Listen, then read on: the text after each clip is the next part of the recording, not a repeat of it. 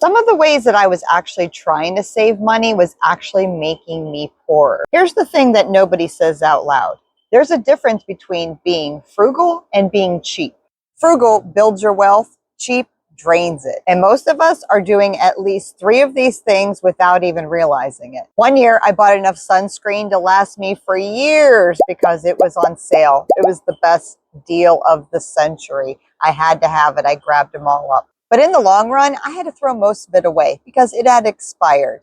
That's when I learned some of the ways I was trying to save money was making me poorer. The first one I want to talk about is delaying maintenance. This is the biggest one. A lot of times we put off that oil change or the dentist appointment, or maybe that weird sound in your car, or even putting off that furnace checkup. It feels responsible in the moment because you might have saved $100 today. That skipped oil change turns into an engine repair, or that skipped dental cleaning now turns into a root canal. Experts say by skipping routine maintenance can run up the cost of fixing it later by 10 times. So in the long run, you didn't save $100, you financed a $1,000 problem. Booking the cheapest flight. You find a flight that's $50 cheaper. You feel like a genius for saving this money. Then you realize you're only allowed to bring one tiny bag. Now you can't bring all the stuff that you were planning on bringing with you. And when you get there, you have to purchase all the items that you need. And then you can't bring the items that you buy home with you because you have to leave them there because you bought the cheap flight and now you're not saving money. You're probably spending more than what you actually saved. Sometimes that cheap flight lands you in the middle of the night. And now you're putting friends and family out because they have to come and pick you up in the middle of the night. Or maybe you have to rent a car now or a hotel. And now, if your flight landed in the middle of the night, you're possibly buying extra food that you weren't planning on spending. So I'd rather pay a little bit more so I didn't have to inconvenience anyone. Stockpiling just because it's on sale. You heard my sunscreen story, and that's the perfect example. I found sunscreen. It was on sale. I bought it all up. I had a full shelf of sunscreen, and I was so proud of myself because I barely paid anything. But I didn't realize there was expiration dates on sunscreen. And so after a year and a half, how many sunscreen bottles do you really use? We didn't use many at all, and I had to throw out almost all of them. It was so heartbreaking. And I think about how much money I wasted. I should have just bought a couple, 2 or 3 maybe. That's good enough. That's all I needed. But I didn't. I bought them all.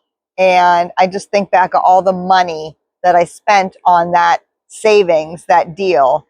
And in the end, I didn't really save anything. This happens with so much more than sunscreen. So we always have to be careful when you buy in bulk and there's only maybe 2 of you at home. Why are you buying in bulk for up to 6 people? Because it's a better deal? Yeah, it might be a better deal, but will it go to waste? Will it expire by the time you actually use it? Buying in bulk only works if you know for sure that you're going to get through that product before it expires. Otherwise, it's not a deal. It's just expensive garbage. Buying the cheapest version of everything. I know this firsthand. My family does it. We try not to do it anymore, but we still do it. Buying the cheapest version of everything. Like sneakers that fall apart right away, or that bargain pan that is starting to warp after a few uses, or that $5 item that you've already had to repurchase 3 times. Buy cheap, buy twice. I'm sure you've heard that saying. When you're going to use an item that you know a lot or often, it is way better to invest the money in top quality products that you know you're going to use. You know that they're going to be pushed to the test of their product capability. And to throw a couple bucks at something that is not going to last is a waste to me, and it's going to get thrown away. So why not take the time, save up the money, invest in a great product that will last you so much longer than the cheaper versions. Cheap food. Don't get me wrong, I like buying inexpensive food. I do not like buying cheap food. And I think the older I get, the more I want my food to taste amazing, excellent. I do not want to buy items, let's say cheese. I am not going to buy the cheapest cheese anymore. It tastes like wax. It's not worth my time. I feel like I waste my money. I would rather take a few more dollars and invest in a better, higher quality cheese, let's say, and I can actually enjoy it when I eat it. And eating cheap, ultra processed foods like that over a long period of time can actually cause health problems down the road. So I would rather invest my money in higher quality groceries and enjoy what I'm eating. Because if I'm not enjoying what I'm eating, I'm going to throw it away. And that's such a waste of money. Amazon, subscribe and save. I have a love-hate relationship with this. We use it. We save money. It's great. We don't even have to think about things. It just comes to our house. And that's so super exciting because we're saving money too, because we use subscribe and save. But if you don't use a product anymore and you forget to cancel your monthly shipment, you're going to be paying for it. That's not saving you any money. Most of us will quit. Most of us will forget. Excuse me. Most of us forget to cancel it when we stop using that product. And then they ship it and then you pay for it. You're not saving any money that way. And then, oh my gosh, you forgot to cancel it again and they ship it again. This is where they get you. And this is what you need to do right now is you need to go into your subscribe and save and check out what you have coming to you right now. Do you still use all those products that are about to ship?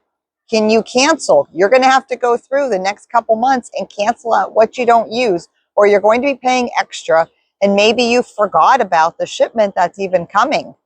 You definitely don't want this process to continue on. I have had this happen to me one time. It was a big order. I was so mad at myself. I would never let that happen again. So I set a reminder in my phone because I do have subscribe and save items that ship to me, but they change up every month. I may not need something again when it's supposed to ship next month. And if you don't go in and cancel it, they're going to send it to you and you're going to have to pay for it. And a lot of the items nowadays, you can't return. So go in there right now, check things out, stop what you can, and make sure you're more aware of things. Set an alarm on your phone so it goes off, so it reminds you to check your subscribe and save every month. Store hopping for deals. Chasing gas points at one store, milk at another, maybe a sale across town. It feels like next level frugality. But once you factor in the gas, the wear on your car, and the time you'll never get back, those savings shrink fast. A 50-cent price difference is not worth a 20-minute drive. Treat your time and your gas like part of the price tag. So the next time you're about to save money on something, ask yourself one question. Am I saving money or am I just delaying a bigger bill? Because that one question is going to save you more money than any coupon ever will. Thank you so much for joining me this week. And if you are curious about where all your money is disappearing to, take a minute to download my Budget Clarity Worksheet. It is the first step in figuring out where all your money is going and what actual bills do you pay throughout the year. This is your first step. Download it now. I'll see you all in the next video.